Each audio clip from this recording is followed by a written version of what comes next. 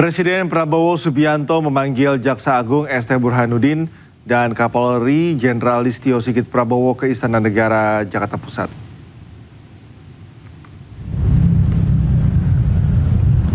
Presiden Prabowo dikabarkan juga memanggil Menteri Pertahanan Syafri Syamsuddin, Panglima TNI Jenderal Agus Subianto, hingga Kepala Bappisus Aries Marsudianto juga turut dipanggil. Pertemuan tertutup ini dikabarkan berlangsung sejak pukul 19.00 waktu Indonesia Barat. Terlihat kendaraan para pejabat dengan pengawalan keluar dari Istana Negara pada pukul 22.10 WIB. Hingga saat ini belum ada keterangan resmi dari Istana mengenai pertemuan ini.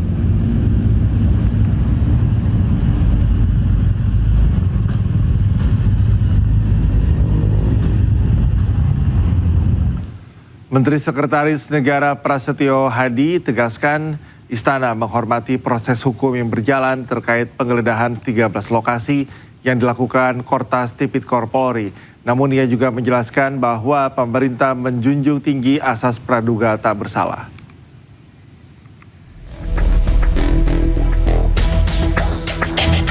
Istana melalui Menteri Sekretaris Negara Prasetyo Hadi merespon penggeledahan 13 lokasi yang dilakukan Korps Pemberantasan Tindak Pidana Korupsi Polri terkait kasus korupsi besar.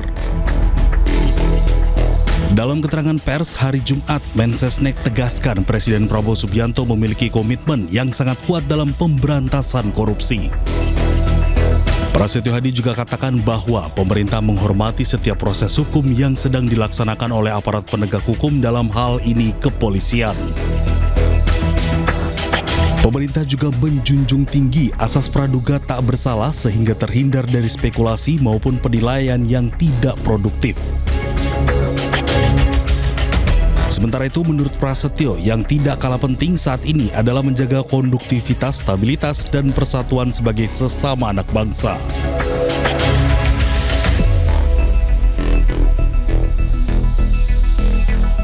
Dalam sepekan terakhir, kehidupan ex-Jampitsus Febri Adriansyah seakan jungkir balik dari dikaitkan dengan 3 kasus mega korupsi menyimpan ratusan miliar dan emas 74 kg. Hingga melepas jabatan sebagai Jampitsus. Siapa sangka ex-Jampitsus ini akhirnya menjadi tersangka. Saya masih pagi tadi menerima perintah-perintah untuk segera menyelesaikan pemberkasan penanganan perkara.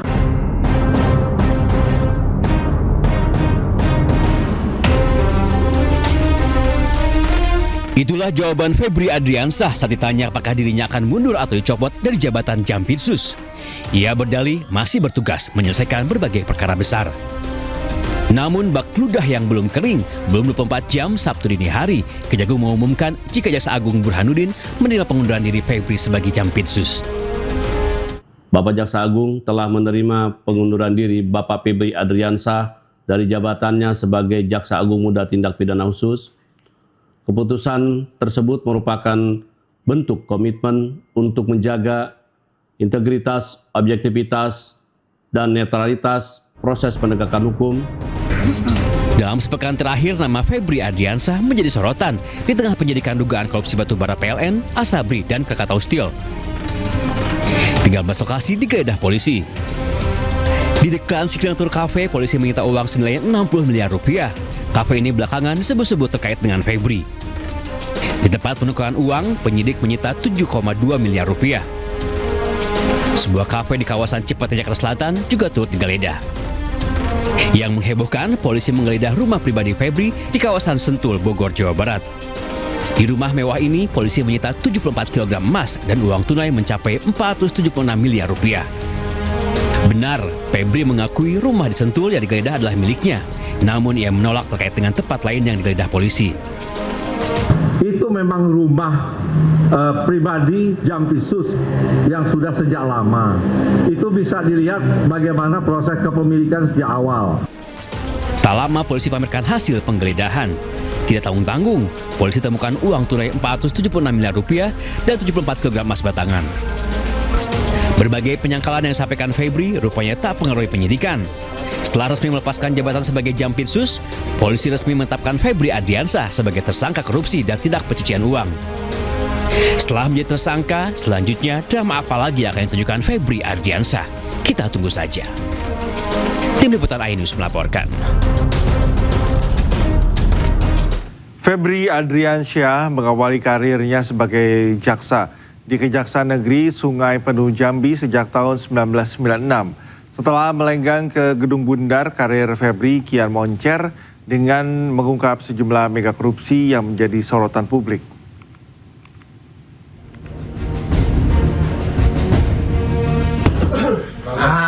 Kami yakin dapat dipertanggungjawabkan. Febri Adriansyah, pria kelahiran Jakarta berusia 58 tahun ini menjabat sebagai Jaksa Agung Muda bidang tindak pidana khusus Kejaksaan Agung Republik Indonesia sejak Januari 2022. Sebelumnya, ia menempuh pendidikan ilmu hukum di Universitas Jambi. Kemudian melanjutkan S2 dan S3 di Universitas Airlangga, Surabaya, Jawa Timur. Febri Adriansyah mengawali karirnya sebagai jaksa di Kejaksaan Negeri Sungai Penuh Jambi. Kemudian ia hijrah ke Bandung dan menjadi Kepala Kejaksaan Negeri Bandung. Setelah itu, Febri menjabat Aspitsus Kejaksaan Tinggi Jawa Timur, Wakil Kepala Kejaksaan Tinggi Yogyakarta, dan Wakil Kepala Kejaksaan Tinggi DKI Jakarta. Karir Febri kemudian kian moncer. Ia didapuk sebagai Kepala Kejaksaan Tinggi Nusa Tenggara Timur, hingga kemudian melenggang ke Gedung Bundar sebagai Direktur Penyidikan Jampitsus Kejaksaan Agung Republik Indonesia, hingga akhirnya menjabat Jaksa Agung Muda Tindak Pidana Khusus. Pada tahun 2022, Febri melaporkan harta kekayaannya ke KPK senilai total 6,36 miliar rupiah.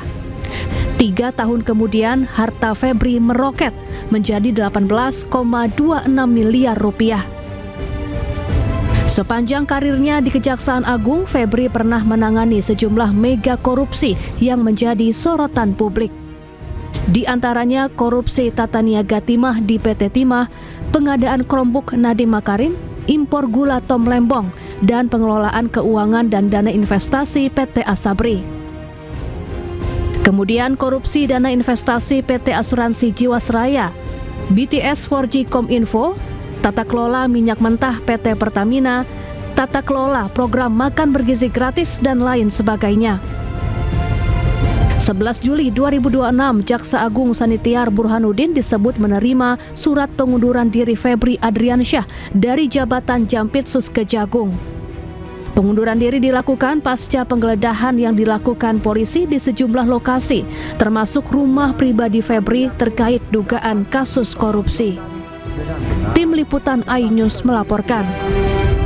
Komisi 3 DPR RI resmi membentuk Panitia Kerja atau Panja untuk mengawal kasus mega korupsi dengan tersangka mantan Jampitsus Febri Adriansyah.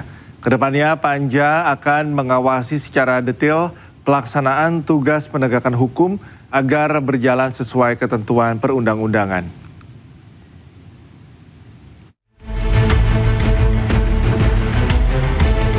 Pembentukan Panitia Kerja atau Panja disampaikan oleh Ketua Komisi 3 DPR, Habibur Rahman, dan dihadiri oleh PLT Jampitsus Kejagung, Rudi Margono.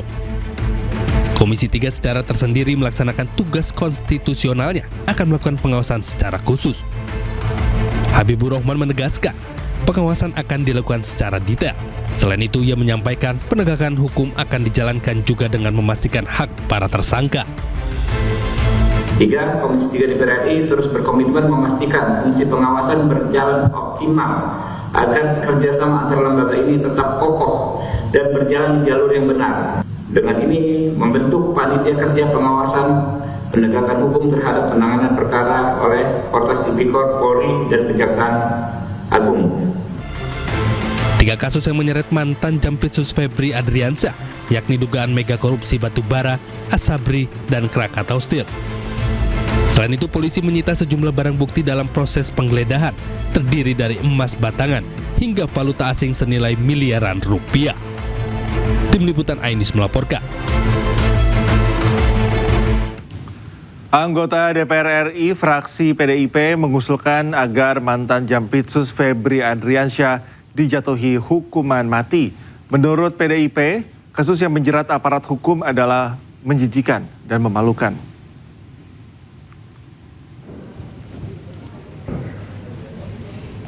Anggota Komisi 3 DPR RI fraksi PDIP, Nasyirul Falah Amru atau yang biasa disapa Gus Falah mengatakan kasus dugaan korupsi yang menjerat mantan Jampitsus Kejaksaan Agung Febri Adriansyah memalukan dan melukai hati rakyat. Jika terbukti dirinya meminta agar terduga pelaku dihukum seberat-beratnya, seperti hukuman mati. Tindakan terduga pelaku juga dinilai menjijikan karena merupakan aparat penegak hukum.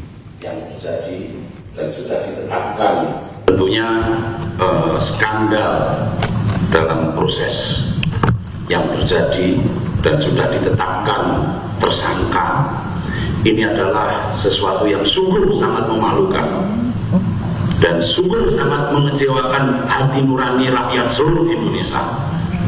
Oleh karena itu saya meminta pelaku tersangka diadili yang seberat-beratnya, kalau bisa dihukum mati. Karena apa? Karena ini menyangkut hajat hidup orang banyak. Bayangkan blackout PLN karena kasus batubara. Bayangkan soal Krakatau Steel, Asabri. Ini kan sangat sungguh menjijikkan, apalagi dilakukan oleh aparat penegak hukum yang kita cintai ini.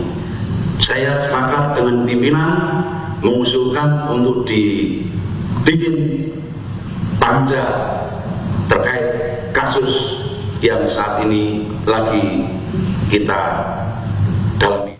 Tak hanya fraksi PDIP, fraksi PAN di Komisi 3 DPR RI juga meminta agar mantan Jampitsus Febri Adriansyah dijatuhi hukuman mati. Dari fraksi PAN menyatakan sangat prihatin dengan kejadian beberapa hari ini, di mana sebetulnya yang seharusnya menegak hukum, yang seharusnya menegakkan korupsi, tetapi yang bersangkutan sendiri malah melakukan korupsi. Banyak sekali kasus-kasus yang sudah dijadikan ladang untuk mencari uang yang mungkin kita semua sudah tahu informasinya, seperti kasus Jarod Richard, kasus Asabri, kasus kawasan hutan. Itu banyak orang-orang yang berteriak karena menjadi korban pemerasan. Itu sangat mencederai perasaan masyarakat. Masyarakat sedang susah hidupnya, dia yang seharusnya memberantas korupsi, tetapi malah korupsi. Ini sangat memprihatinkan dan harus dihukum berat. Kalau perlu dihukum mati. Bukan dilimpahkan ke KPK, kasus mega korupsi yang menjerat ex-Jampitsus Febri Adriansyah justru dilimpahkan ke Kejagung. KPK menyebut hanya menangani kasus yang sudah sesuai kriteria, sesuai undang-undang, bukan berdasarkan asumsi.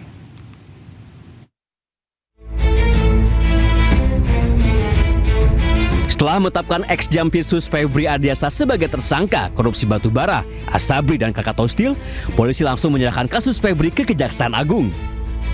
Polisi menyebut pelimpahan kasus Febri ke Kejagung dilakukan demi mempercepat 3 kasus mega korupsi yang tengah menjeratnya. Yang pertama, kita telah sepakat dengan Kejaksaan Agung bahwa penanganan Polri, penanganan penyidikan terhadap 3 perkara telah dilimpahkan ke Kejaksaan Agung dalam rangka untuk sinergitas yang tadi telah disampaikan oleh PLT Jampitsus. Pertanyaan lalu mengemuka, kenapa kasus yang menjerat ex-Jampitsus Febri tidak dilimpahkan ke Komisi Pemberantasan Korupsi atau KPK? Deputi Penindakan dan Eksekusi KPK Asep Guntur Rahayu mengatakan KPK hanya bisa mengambil alih perkara jika sudah memenuhi kriteria yang telah diatur dalam undang-undang, bukan berdasarkan asumsi.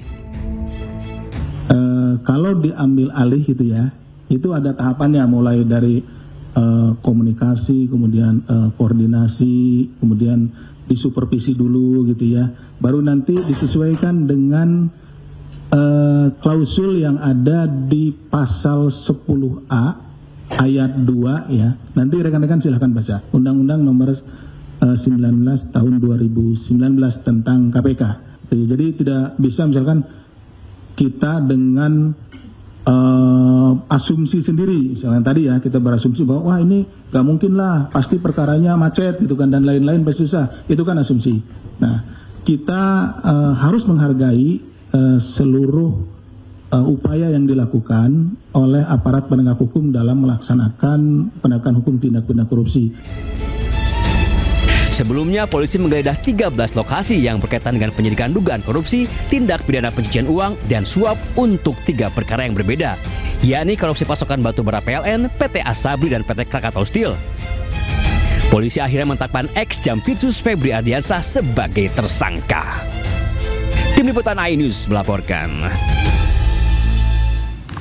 Koordinator Masyarakat Anti Korupsi atau MAKI, Boyamin Saiman, menyebut pelimpahan tersangka ex Jampitsus dari polisi ke Kejaksaan Agung banyak melabrak aturan.